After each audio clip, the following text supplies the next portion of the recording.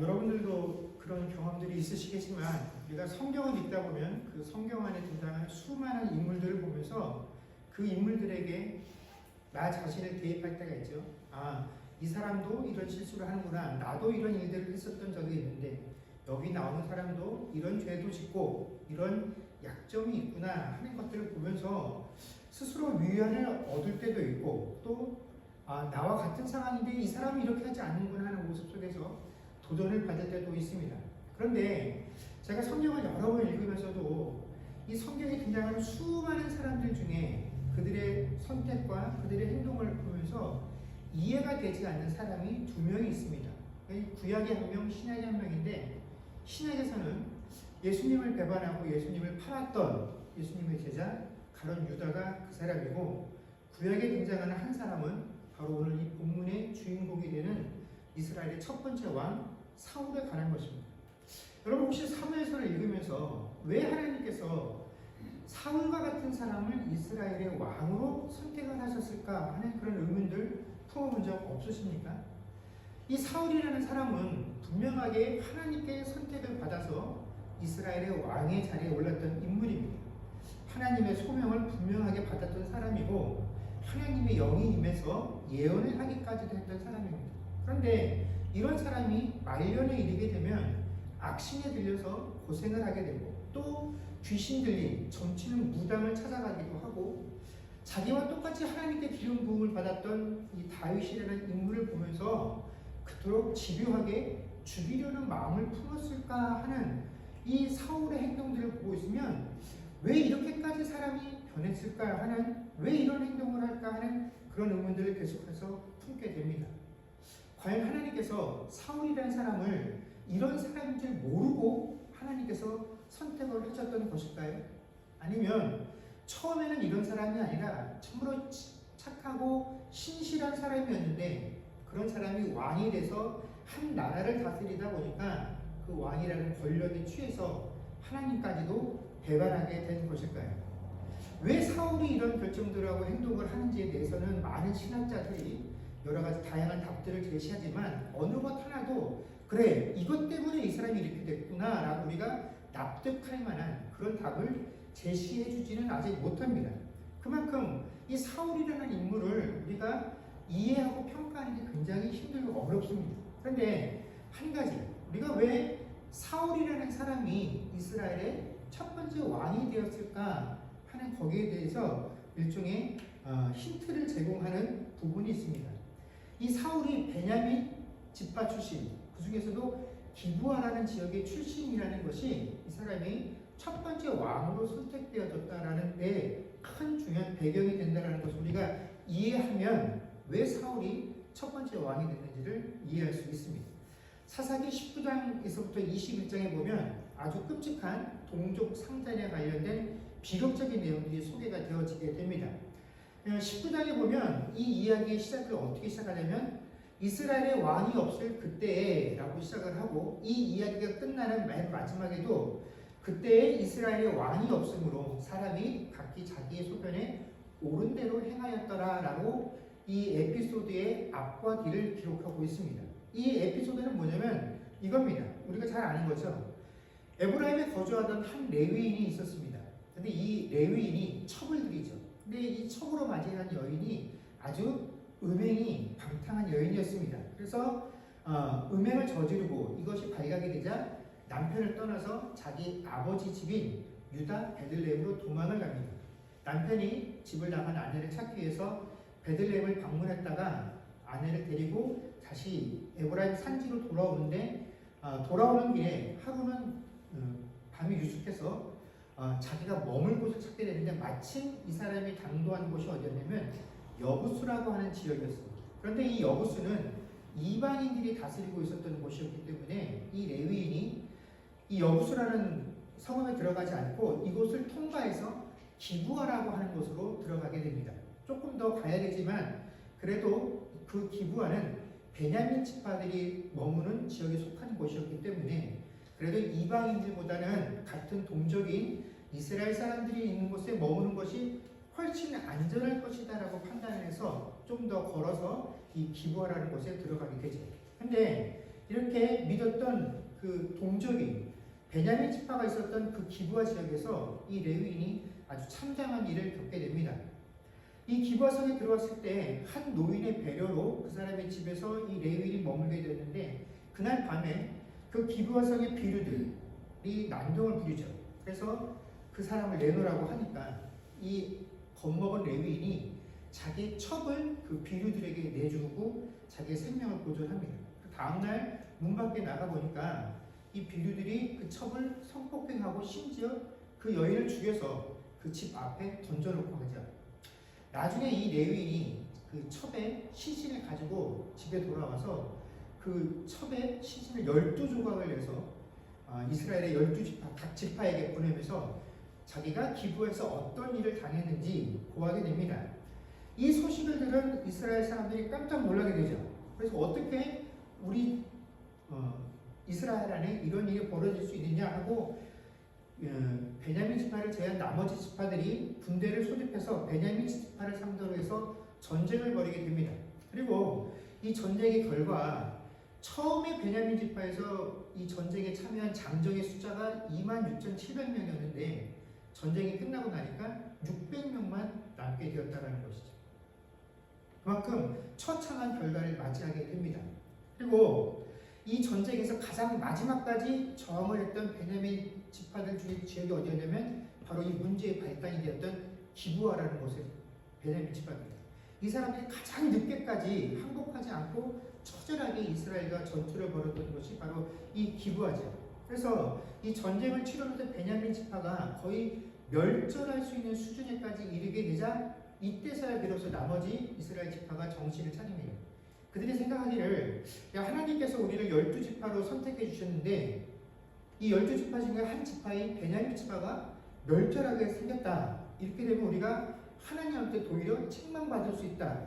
그러니 이 사람들을 살리고 번창시켜야 되겠는데 어떻게 하면 이 사람들을 번창시킬 수 있을지 하고 모여서 회의를 했는데 아무리 회의를 해도 이들을 구해낼 방법이 없었습니다. 왜냐하면 이 전쟁을 치르기 전에 이 나머지 지파들이 모여서 전쟁을 치르면서 이런 맹세를 합니다. 사사기 21장 1절에 보면 제가 읽겠습니다.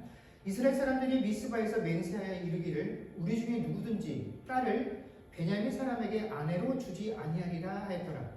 전쟁을 치르기 전에 맹세를 하는데 뭐라고 하냐면 이 베냐민 지파 사람들이 너무 괘씸해서 앞으로 이 베냐민 지파 사람들과 우리 나머지 지파는 절대로 결혼을 시키지 않겠다라는 맹세를 이 나머지 11개 지파가 했다라는 것이죠. 그랬을 때 이 맹세 때문에 이 베냐민 지파를 도저히 살릴 방법이 없는 것입니다. 그래서 이 사람들이 어떻게 할까 고민하다 보니까 이들이 맹세를 할 때 이 길르앗 야베스 사람들이 마침 이 맹세에 참석을 하지 않았다라는 사실을 알게 됩니다. 그래서 이 나머지 지파 사람들이 베냐민 지파 사람들에게 슬쩍 소문을 흘리죠. 야, 너희가 길르앗 야베스 사람의 여자들을 우리나라 말로 하자면 보쌈에다가 너희 아내를 삼아도 우리는 모르는 척 할게. 못 본 척 할게. 그러니까 너희가 알아서 그쪽 여인들을 취해라 라고 이야기를 합니다. 그렇게 해서 이 베냐민 지파의 사람들이 어떻게 합니까? 길르앗 야베스를 쳐들어가서 그곳에 있는 젊은 여인들을 자신의 아내로 취하는 그런 일이 벌어지게 돼서 결국 이런 식으로 베냐민 지파가 명맥을 이어나가게 됩니다. 그런데 바로 이 사건 때문에 이스라엘의 그 12지파 안에서도 베냐민 지파, 특히 베냐민 지파 안에서도 기브아 출신 지역의 사람들은 이 패역한 사람들의 후손이라는 꼬리표가 붙어 다니게 됩니다. 그래서 베냐민 지파 사람들을 좋아하지도 않고 특히 그 베냐민 지파에서도 기브아 출신이라고 하면 같은 이스라엘 사람들도 조금 낮춰서 보고 질이 좋지 못한 그런 사람이다라고 여기게 되었는데 이런 패역한 일이 가능했었던 일을 성경이 뭐라고 우리에게 말씀해주고 있냐면 그때의 왕이 없으므로 이 이스라엘 사람들이 이런 패역한 짓들을 함부로 했다라는 것입니다. 남의 아내를 함부로 성폭행하고 죽이고 또 이 일을 해결하는 데 있어서 얼마든지 하나님께 주신 율법을 따라서 해결할 수 있는데도 감정적으로 치달아서 가만두지 않겠다고 기브아의 자식들하고는 결혼도 시키지 않겠다고 맹세를 하고 그 사람들을 죽이겠다고 전쟁을 일으키고 또 분명히 베냐민의 기브아 사람들이 잘못했음에도 불구하고 자신들을 핍박하니까 잘못했다고 사과하고 죄를 책임지면 되는데 그래? 그럼 어디 누가 죽을 때까지 한번 해보자 하고 죽자 사야 전쟁을 하게 되는 이 베냐민 집파. 이 모든 일들의 원인과 책임과 결과를 성경이 이스라엘의 왕이 없음으로 라고 했는데, 여러분, 이스라엘의 왕이 없었던 것이 아니죠. 하나님께서 이스라엘의 왕으로 계셨음에도 불구하고 이스라엘 백성들이 하나님을 왕으로 여기지 않았기 때문에 이런 일을 행했다라는 것이 사사기가 우리에게 가르쳐주는 내용 아니겠습니까? 그런데 이제 사무엘 시대로 들어오면서 이스라엘이 아주 분명하게 자신들에게도 이제 왕이 있어야 되겠습니다. 왕을 주십시오라고 요구하는 지경에 이르게 됩니다. 그래서 하나님께서 그렇게 왕을 요구하는 이스라엘 백성들에게 주신 왕이 어디 출신이었냐면 베냐민 지파의 기브아 출신의 사람을 초대 왕으로 주셨다라는 것입니다. 그러니까 이 베냐민 지파 출신 중에서도 기브아 지역의 출신인 이 사울을 이스라엘의 첫 번째 왕으로 이스라엘 백성들에게 주었다는 것은 이 왕을 통해서 하나님께서 지금 이스라엘을 책망하시는 것이죠. 너희들의 왕이 나의 통치를 거부하고 너희들 소별이 좋은 대로 행해서 맞이했던 그 참혹한 결과를 너희가 역사 속에서 경험해서 알고 있지. 근데 내가 너희들에게 그 첫 번째 왕, 너희들이 구한 인간의 첫 번째 왕으로 바로 그 모든 것의 발단점이 되었던 기브아 출신의 왕을 너희들에게 주겠다라는 것입니다. 그래서 사울이 제비 뽑기로 인해서 이스라엘의 왕이 되었을 때 이 사람이 어떻게 우리를 구원하겠느냐 하고 멸시를 했었던 이유, 멸시를 받았던 이유가 바로 기브아 출신이기 때문에 그렇다라는 것입니다. 이렇게 질 안 좋은 사람들이 어떻게 우리의 왕이 될 수 있느냐라는 것이죠. 그런데 바로 이때 암몬이 길르앗 야베스를 침공을 합니다. 이 길르앗 야베스의 장로들이 자신들이 공경에 처했다는 사실을 알고 자신들의 이 위기 상황을 이스라엘의 전 지역에게 전령을 보내서 알리기로 합니다. 그런데 공교롭게도 그 전령들이 이스라엘의 각 지파로 흩어져서 달려가서 각 지파에게 자신들의 어려움을 호소하는 것이 아니라 이 전령들이 다 어디로 달려가냐면 사울이 거주하고 있는 기브아로 와서 기브아 땅에서 통곡을 하게 되었다라는 것이죠. 그래서 사울도 길르앗 야베스가 위험에 빠졌다라는 것을 알게 됩니다. 그래서 그곳에서 하나님의 영이 사울에게 임하고 사울의 지휘 아래 암몬과의 전쟁을 치르게 되고 이 전쟁에서 승리를 거두게 됩니다. 그래서 저희가 지난주에 살펴본 것처럼 그 전쟁이 끝나고 승리를 거두게 되자 사무엘이 이스라엘의 모든 백성들을 길갈로 모이게 하고 그 길갈에서 하나님께 제사를 드리고 사울을 하나님 앞에서 다시금 왕으로 세우는 그 즉위식을 거행하게 됩니다. 바로 그 당시에 있었던 암몬과의 전쟁과 승리를 거두고 나서 그 길갈에서 하나님께 제사를 지내고 사울을 이스라엘의 왕으로 세우는 즉위식이 이루어지던 그날 그 장소에서 이제 사무엘이 그동안 이스라엘을 통치하고 있었던 사사로서의 책임을 내려놓고 이스라엘을 통치하는 그 일을 왕에게 넘겨주는 그 마지막 자리에서 이스라엘을 향해서 또 이스라엘의 초대 왕으로 등극하는 사울을 향해서 행한 연설이 바로 오늘 저희가 읽은 사무엘상 12장의 내용이다라는 것입니다. 우리가 시간 편의상 다 읽지는 않았습니다만 6절에서 8절에 보면 사무엘은 거기서 출애굽할 때 하나님께서 이 이스라엘을 어떻게 출애굽을 시키셨는지, 또 9절에서 11절까지는 사사시대의 역사를 간략하게 회고를 합니다. 이 짧은 구절을 통해서 사무엘이 이스라엘 백성들에게 하고자 하는 말은 너희가 하나님께서 너희들에게 은혜를 베풀어 주셨음에도 불구하고 너희를 당신의 자녀 삼아 주셨음에도 불구하고 너희는 불순종하고 반복적으로 하나님께 죄를 지었다는 것입니다. 그래서 하나님께서 그때마다 너희들을 이방인들의 손에 넘기셨는데 그래도 하나님께 너희가 회개하면 하나님께서는 구원자를 보내서 항상 너희를 구원하셨다는 것입니다. 그게 누구의 역할입니까? 사사들의 역할이죠. 그리고 이스라엘의 마지막 사사가 사무엘입니다. 그래서 이제 사사로서의 마지막 임무를 하고 있는 이 사무엘이 이스라엘 백성들에게 말하는 것입니다. 왕이 없었어도 하나님께서 너희를 다스리는데 한 번도 부족함이 없었다라는 것입니다. 하나님께서 너희를 다스리는데 한 번도 통치에 실패한 적이 없었다라는 사실을 이스라엘의 역사를 통해서 그들에게 이야기합니다.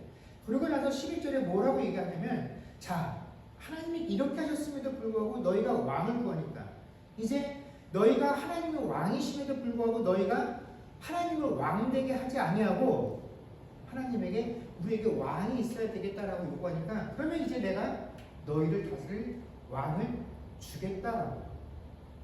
그래서 하나님께서 너에게 왕을 허락하셨다라고 말하면서 이제 오늘 저희가 읽었던 13절부터의 내용이 시작이 됩니다. 그리고 너희들이 하나님께서 왕을 주셨지만 너희도 그렇고 너희에게 허락된 왕도 그렇고 그 왕과 너희가 하나님의 목소리를 듣고 하나님의 명령을 거역하지 않아야지, 만약 너희도 혹시 너희들의 왕도 하나님의 목소리를 듣지 않고 그 명령을 거역하면 너희의 조상을 치신 것 같이 너희도 치실 것이다 라고 선언을 합니다. 그리고 이 말이 단순히 너희들에게 내 말 잘 들어라 하는 엄포성으로 주는 말이 아니라 너희가 그 왕을 구한 일에 대해서 하나님이 얼마나 분노하고 진노하셨는지를 징조를 통해서 보여주겠다라고 하면서 이렇게 얘기를 합니다. 이 즉위식이 있었던 그 당시에는 밀을 베는 시기로 건기에 해당을 합니다. 여러분, 추수를 할 때 비가 오게 되면 어떻게 됩니까? 추수가 망쳐지게 되죠. 그래서 그 밀을 베는 시기에는 비가 오지 않는 것이 당연한 자연의 순리입니다. 하나님께서 정해놓으신 자연 법칙이죠. 그렇기 때문에 그때에는 비가 오지 않는 것을 이스라엘 백성들이 이미 경험들을 통해서 알고 있습니다. 그런데 비가 오지 않아야 할 그 시기에 큰 우려와 비가 내리기 시작을 합니다. 그래서 이 징조를 통해서 하나님께서 너희가 왕을 구한 그 행위가 내 앞에서 범죄라는 것, 이게 하나님께서 느끼시는 판단이라는 것을 그들에게 직접 보여주십니다. 이렇게 큰 우려와 비가 내리는 것을 보고 나서야 그제서야 거기에 모인 백성들이 하나님이 진짜 화나셨구나 하는 그 사실을 직시하기 시작합니다. 그래서 그때서야 어떻게 합니까? 여호와와 사무엘을 두려워했다라고 성경에 기록을 합니다.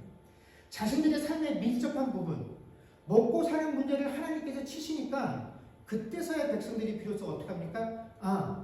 하나님께서 정말 화나셨구나 라는 것을 느끼게 되었다는 것이죠.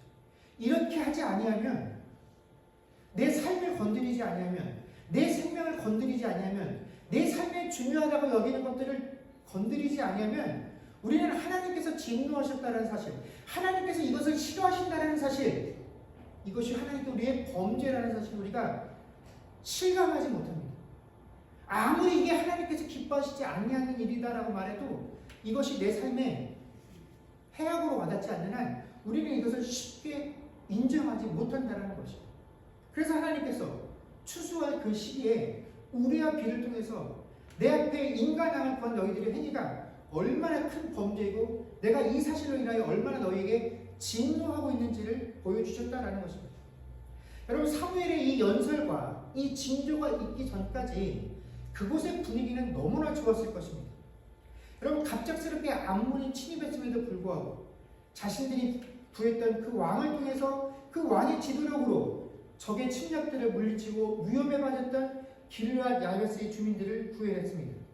여러분, 이 적의 침입에서 같은 동족을 구해냈다라는 사실도 기뻤겠지만 이스라엘 백성들이 더 크고 기뻐했었던 이유가 뭐냐면, 그들이 하나님께 왕을 구할 때 우리들에게 왕을 주십시오라고 해서는 그 근본적인 이유가 뭐였냐면, 열국이 그랬던 것처럼 왕이 있어야 전쟁이 일어났을 때 그 왕이 빨리 우리들을 지휘해서 전쟁터로 나가 우리를 보호할 수 있기 때문에, 그러니까 우리에게 왕이 절실합니다 라고 하나님께 요구했었는데, 왕이 생기니까 정말로 암몬이 침략하자마자 바로 대처해서 길르앗 야베스를 구할 수 있었다라고 그들이 느끼게 된 겁니다. 그래서 하나님 앞에 당당해진 거죠. 거보십시오 하나님, 우리가 하나님께 요구했던 그 요구가 맞았던 거잖아요. 우리가 하나님께 주장했던 그 논리가 맞았어요. 하나님이 틀리고 우리가 맞았던 거예요. 했었던 우리들의 주장이 맞았다라고 증명이 되었다라고 이스라엘 백성들이 여겼기 때문에 그 자리에 모여서 너무나 기뻤던 것입니다. 그래서 사무엘상 11장 15절에 그 상황을 보면 그곳에 모여있었던 모든 이스라엘 백성들과 사울이 기뻐했다라고 성경은 기록을 하고 있습니다. 그런데 이렇게 모든 사람들이 기뻐하고 있을 때 그런 상황 속에서 사무엘이 오늘 본문의 내용으로 연설을 행한 것입니다. 여러분, 이 연설의 핵심은 뭡니까? 너희가 하나님께 왕을 구한 것은 분명히 죄라는 것입니다. 내 생각이 아니라 하나님의 생각이고 하나님의 마음이고 그런 하나님의 뜻을 이 징조를 통해서 너희에게 보여주실 것이다 라는 것입니다. 하나님이 너희들의 그 요구를, 지금 왕을 세우고 있는 이 자리를 하나님이 결코 기뻐하지 아니하신다라는 것입니다. 이스라엘 백성들의 죄를 지적하는 것이죠. 여러분, 백성들의 죄를 지적하는 건 사무엘에게 주어진 하나님의 명령이니까, 사무엘이 하는 일이니까 어쩔 수 없죠. 당연한 것이죠. 그런데 그게 어느 순간에 벌어지고 있냐면 이제 막 왕으로 선택이 되어져서 왕으로서의 첫 번째 직무를 행하는 전쟁에서 승리를 하고 돌아와서, 야, 내가 왕이 되어서 이 전쟁을 지휘해서 승리를 거뒀어 하는 이 자신감과 자부심에 심취해 있는 하나님께서 택하신 왕 사울 앞에서 이러한 책망이 이루어졌다라는 것입니다. 여러분, 사울의 입장에서 보면 사울이 이스라엘의 왕이 하고 싶다고, 하나님 내가 왕이 되고 싶어요 라고 한 번도 하나님께 요구한 적 없었죠. 하나님께서 선택했으니 하라고 하셔서 이 일을 하고 있는데, 이번 전쟁에 나갈 때도 내 마음대로 한 게 아니라 하나님의 영이 감동해서 이 일을 하는 것이고, 또 결국 전쟁을 수행했더니 이것보다 더 좋을 수 없는 완벽한 결과를 만들어냈음에도 불구하고, 그래 수고했다, 애썼다, 칭찬과 격려를 듣기는커녕 지금 내가 있는 이 자리가 결코 하나님이 기뻐하시는 자리가 아니다. 이건 이스라엘 백성들이 하나님께 범죄한 결과로 얻게 된 자리다라고 그런 이야기를 하며 이스라엘 백성들을 책망하고 있는 것을 여러분, 왕으로서 그 자리에 서서 듣고 있을 사울 왕의 심정이 어떠했겠습니까? 여러분, 아마 가시방석이었을 것이고 치욕스러웠을 것입니다. 백성들도 기분이 결코 좋지 못했을 것입니다. 그래요, 우리가 하나님께 잘못했어요. 그건 하나님께서 진노하셨고 진주를 통해서 우리에게 알게 해주시니까 우리가 100번 이해할 수 있습니다. 그런데 그 이야기를 꼭 오늘 해야 됩니까? 오늘 저희가 외적과의 침입에서 전쟁을 치르고 승리해서 돌아와서 그 승리를 축하하고 그 승리의 기쁨들을 나누는 자리인데, 그리고 새롭게 왕으로 추대된 이 사울을 축하해주는 자리인데 꼭 이런 자리에서 이런 이야기를 해야겠습니까? 꼭 이렇게까지 해야겠습니까? 좋은 게 좋은 거 아닙니까? 과정이야 우리가 하나님께 범죄한 것이다 라고 할지라도 결과만 놓고 본다면 어쨌든 간 우리가 승리했으니까 결국 하나님께서 다 용서해 주신 것 아닙니까? 처음에는 하나님의 마음에 안 드셨지만 결국에는 왕을 허락해 주셨다는 것은 우리의 요구를 승인해 주시는 거 아닙니까? 그렇다면 뭐가 그렇게 흠이 되고 죄가 될 수 있습니까? 라고 이스라엘 백성들이 반문할 수도 있었을 것입니다. 여러분, 그러나 하나님께서 당신의 백성들에게 요구하시는 것은 전쟁에서 승리하라고 말씀하시는 것이 아닙니다. 너희들이 주어진 그 삶 속에서 너희가 열심히 살고 애썼더니 그렇게 좋은 결과를 얻었어 하는 그 결과의 기쁨을 취하고 그 결과 속에서 너희가 자존심과 자신감을 회복하기를 원하시는 것도 아니다라는 것입니다. 하나님께서 당신의 백성이 원하는, 우리가 이 땅을 살면서 누려야 되는 그 기쁨의 참된 본질은 하나님 앞에 서서 그분의 음성을 듣고 그분이 우리에게 요구하시는 그 명령에 순종하는 삶을 사는 것, 이것이 하나님께서 우리에게 요구하시는 참 기쁨의 모습이기 때문에 그렇다라는 것입니다. 그래서 우리가 하나님 앞에서 참으로 진정한 기쁨을 누리며 살기 위해서 우리에게 필요한 것들은요, 하나님과 우리 사이를 가로막고 있는 이 죄의 문제를 분명하게 깨달을 수 있어야 한다는 것입니다. 그리고 이것이 죄라는 사실을 알았을 때 이 부분에 대해서 분명하게 하나님께 회개해야 한다는 것입니다. 그런데 우리는 이 세상을 살다 보면 승리라는, 성공이라는 결과에 취하게 되면 우리 심령들이, 우리 마음들이 이 좋은 기분들이 취하고 들떠서 내가 보던 이 승리와 성공이라는 것이 하나님 앞에서 죄의 결과일 수도 있다라는 그 사실을 조금도 염두에 두지 않습니다. 누군가가 나에게 내가 승리하고 성공해서 기쁜 마음을 누리고 있는데 그곳에 와서 당신이 거둔 그 승리, 그 성공 결코 하나님께서 원하시는 것 아닙니다. 그런 결과를 얻었을지 모르나 그 과정 가운데 당신이 하나님께 요구한 그 모든 것들은 사실 하나님께서 기뻐하지 아니하시고 하나님께 범죄함입니다. 나는 그런 판단 받는 것 싫어합니다. 그런 소식 전해주는 사람 싫어합니다. 그런 목소리에 귀를 닫습니다. 하나님께서 싫어하신다면 결코 나에게 이런 결과 허락하실 리 없다라고 자신하고 믿습니다. 그러나 오늘 이 본문 속에 등장하는 이스라엘 백성들은 사무엘이 하나님이 그들에게 징조와 말씀을 주셨을 때 자신들의 모든 죄에 왕을 구하는 악을 더하였다라고 고백을 합니다. 저는 여기서 하나님께서 당신의 백성들에게 정말로 원하는 것이 무엇인지를 발견하게 됩니다. 22절에 보게 되면 이렇게 말씀합니다. 여호와께서는 너희를 자기 백성으로 삼으신 것을 기뻐하셨으므로 여호와께서는 그의 크신 이름을 위해서라도 자기 백성을 버리지 아니하실 것이요 라고 하셨습니다. 우리를 당신의 자녀 삼으신 것을 기뻐하신다라고 하십니다. 그래서 하나님의 이름을 위해서라도 당신의 백성을 결코 버리지 아니할 것이다 라는 것이 당신의 백성들을 향한 하나님의 약속입니다. 그런데 25절에 보면 또 뭐라고 말씀하시냐면 만일 너희가 여전히 악을 행하면 너희와 너희 왕이 다 멸망하리라 라고 동시에 우리에게 말씀하신다라는 것입니다. 이것은 우리가 무엇을 말하냐면 여기서 말하는 악이라는 것은 여호와의 음성을 듣지도 않고 듣는다 해도 행하지도 않는 것을 의미하는 것입니다.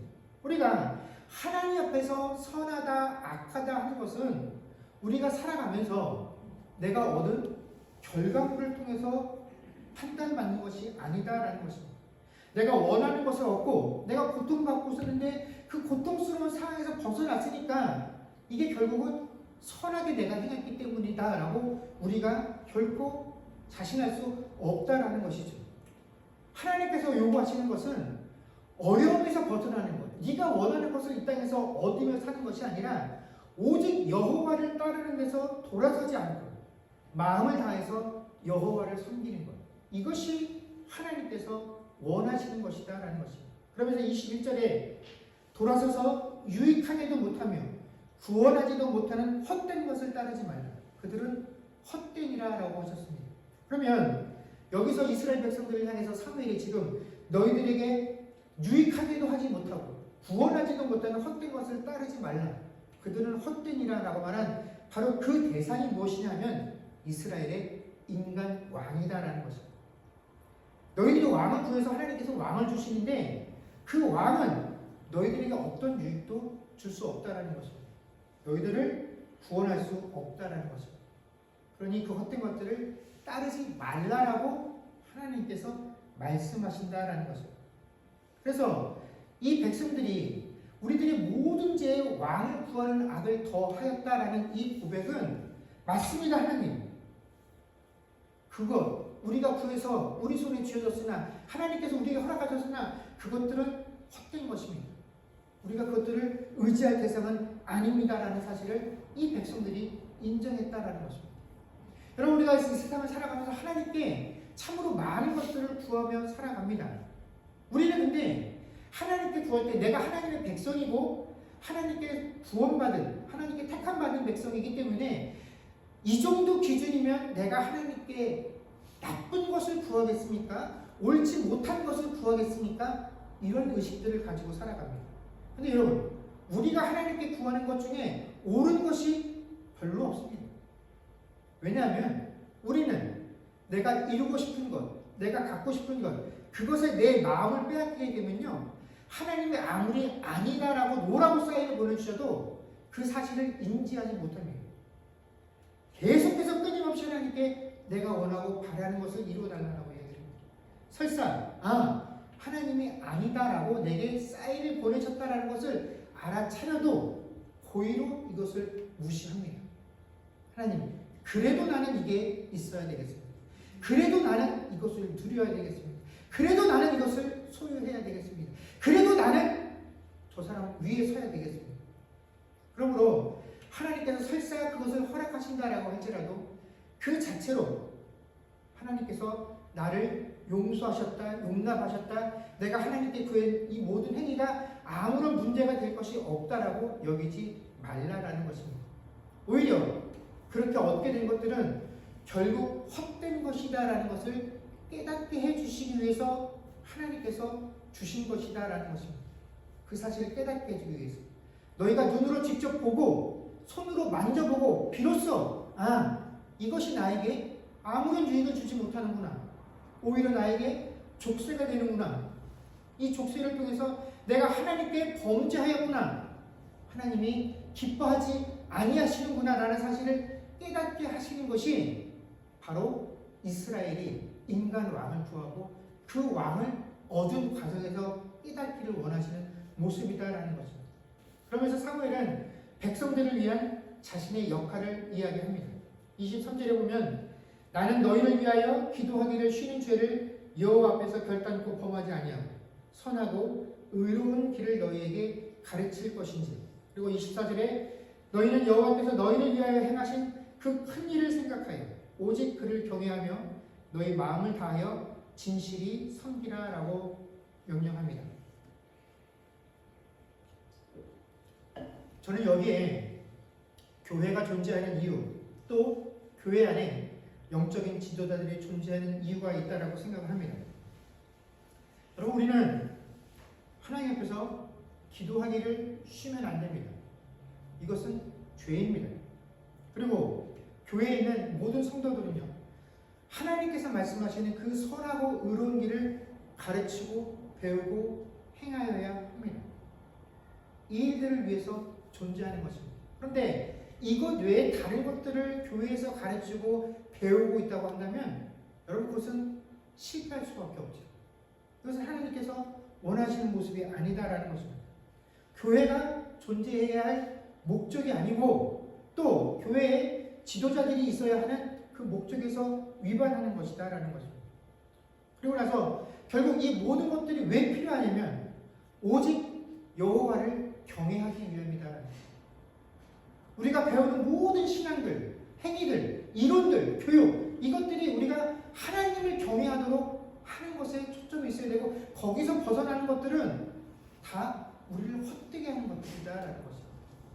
그리고 우리가 그것들을 배워서 결국 마음을 다하여 진실이 하나님을 섬길 수 있어야 한다라는 것입니다. 그렇지 않으면, 그렇게 되지 못하게 한다라고 한다면 우리가 그토록 하나님께 간절히 바라고 원해서 우리가 받았다라고 여겨지는 그 모든 것들과 함께 우리가 어떻게 될 것이라고요? 다 멸망하게 될 것이다라고 하나님께서 말씀하십니다. 여러분, 내 삶 속에서 하나님에게 경외하며 내 마음과 전심을 다해서 섬기고 있는 것이 하나님 외에 다른 것 무엇이 있습니까? 내 자녀들이요? 내 마음과 전심을 다해서 그들을 사랑하고 섬기면 그것과 함께 멸망하게 됩니다. 내게 주어진 자존심이요? 내게 주어진 재물이요? 이것들 내 마음과 전심을 다해서 그것들 붙잡고 있으면 그것들과 함께 다 너희가 멸망할 것이다라고 하나님께서 말씀해 주고 계십니다. 오늘 이 사무엘이 이스라엘 백성들에게 주었던 이 말씀이 하나님의 말씀인 것을 믿는다라고 한다면, 오늘 우리도 이스라엘 백성들이 하나님 앞에서 하나님, 우리가 그 범죄함 가운데 왕을 구하는 죄를 하나 더 했습니다라고 하는 그 회개함과 고백같이 우리도 하나님께 회개하고 이 시간에 돌아와야 합니다. 하나님, 내가 정말로 하나님 앞에 범죄한 게 많은데 내 마음과 내 뜻대로 산 게 허다한데 거기에 하나님을 전심을 다해서 사모하고 사랑하고 당신의 음성을 듣고 당신의 음성이 내게 원하셨던 것대로 살지 않고 다른 것에 마음을 뺏겼던 그 죄를 한 가지 더 했습니다. 하나님, 그것이 무엇입니까? 내가 그것을 이제 더 이상 의존하지 않게 해주십시오. 그것이 내게 무익하고 아무런 도움이 되지 못한다는 사실을 인정하고 그것으로부터 마음을 돌이켜 전심으로 하나님을 경외하고 하나님만 진실되게 섬기는 자가 되게 해주십시오라고 우리가 인정하고 돌아와야 한다는 것입니다. 사랑하는 성도 여러분, 하나님께서는 우리를 당신의 자녀로 삼으신 것을 기뻐하십니다. 그런데 우리를 당신의 자녀 삼으신 것은, 기뻐하시는 것은 우리가 잘나고 우리가 노력하고 우리를 세상에 이렇게 내려오면 하나님의 위신과 체면이 올라가기 때문에 그런 것 아닙니다. 자격이 없는 우리를 하나님께서 은혜로 자녀 삼아주신 것이지요. 그렇게 자녀 삼아주시면서 하나님께서 우리에게 요구하는 것은 그런 나를 경외하라는 것입니다. 그리고 나를 경외하지 않으면 너희가 나 말고 사모하고 경외하는 그 모든 대상들, 그래서 설사 하나님께서 내게 주셨구나라고 여겨지는 그 소유물들과 함께 너희 인생들이 멸망할 것이다 라고 말씀해 주신 것입니다. 여러분, 다른 것들에 마음 빼앗기지 마시고 오직 마음을 다하여 하나님만 경외하며 살 수 있는 저와 여러분들이 되어줄 수 있기를 주의 이름으로 간절히 축원합니다. 기도하겠습니다.